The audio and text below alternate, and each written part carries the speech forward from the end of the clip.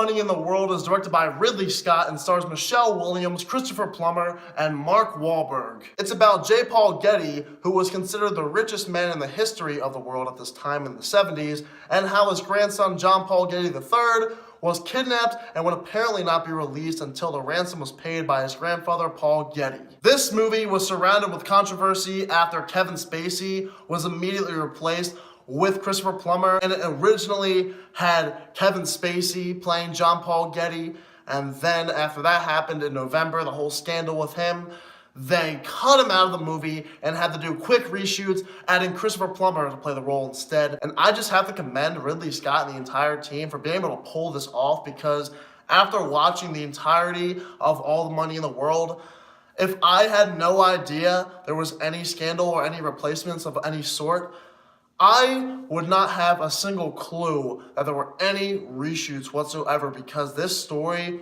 flowed so well from beginning to end, even with the reshoots in there. I just have no idea how they were able to pull this off. Usually reshoots affect the movie very much, and in this one, I had no idea of being able to tell whatsoever. And that's just where the positives begin for this movie. This is easily one of the best thrillers of 2017. I was riveted from beginning to end with this story, and Ridley Scott did a great job in directing this movie. It was weird because I'm used to seeing Ridley Scott direct sci-fis, and this one is clearly not a sci-fi movie. And one of the main reasons this movie was so riveting was because not only the directing, but also the performances given here, as well as the screenplay and the story that was told to the audience. I thought this is one of the better stories that we've seen on the big screen this year. For some reason, I just always love those kidnapping movies. They are so intense most of the time. Very good stories, I feel like. Michelle Williams gives an excellent performance here as the mother to John Paul Getty III. I thought she gave just a dramatic, intense performance throughout. She was always doing whatever she possibly could just to get her son back in this movie. It was one of those performances I thought she was Oscar worthy. Mark Wahlberg gave another really good performance here in this movie as a person who helps out the mother to get her son back. He's been in a lot of really bad movies, but also some pretty good to great movies. Some of the really bad ones include Daddy's Home 2 and Transformers 5. But then he also was in movies like Deepwater Horizon, Patriots Day, and this one. So it's just a really weird time for Mark Wahlberg. I'm not really sure what he's been doing there. And then finally, Christopher Plummer did a really great job in this movie as J. Paul Getty. This performance might have been his greatest of all time, and it's weird saying that because he was originally not the person casted in this movie to play this character, and then all of a sudden he was casted and he did a really good job in being able to pull this off in the amount of time that they had. And besides that, just playing this character, I feel like it was very authentic, and the performance overall just felt very real for this character he was playing.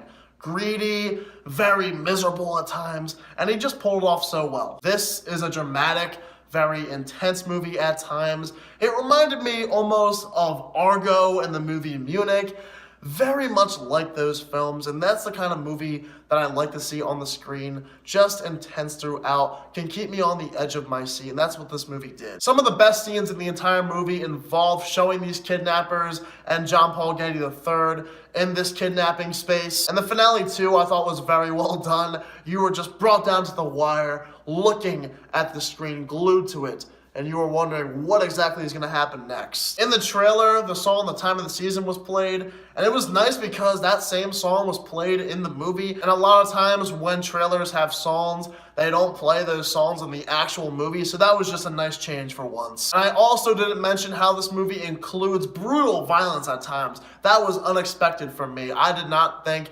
any violence would come out of this film, and the violence was super gory, very graphic at times, but was so brutal, and I just loved seeing it in this kind of movie. So I do think All the Money in the World is an overall very good movie and one of Ridley Scott's best movies in the last several years.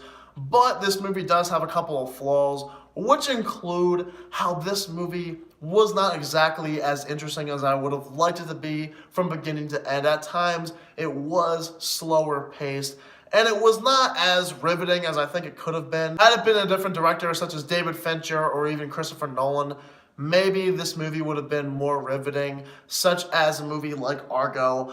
That's just what I think, but I could be wrong. Ridley Scott did a really good job at directing this movie, but I do think this movie could have been more riveting at times, and there were some slower paced scenes, which actually caused somebody to fall asleep in the theater, snoring really loud. I'm not even gonna get into how angry I was during those times of the movie, but yeah, that's what this pacing was like at times. All the Money in the World provides some of the best performances all year. A really well-directed movie by Ridley Scott, very riveting at times, intense, great violence thrown in there. This is a good story told to the audience, and I think this is one definitely worth watching, especially if you actually know about the story and were alive in this time period. So even with the flaws, I'm gonna give All the Money in the World an 80%.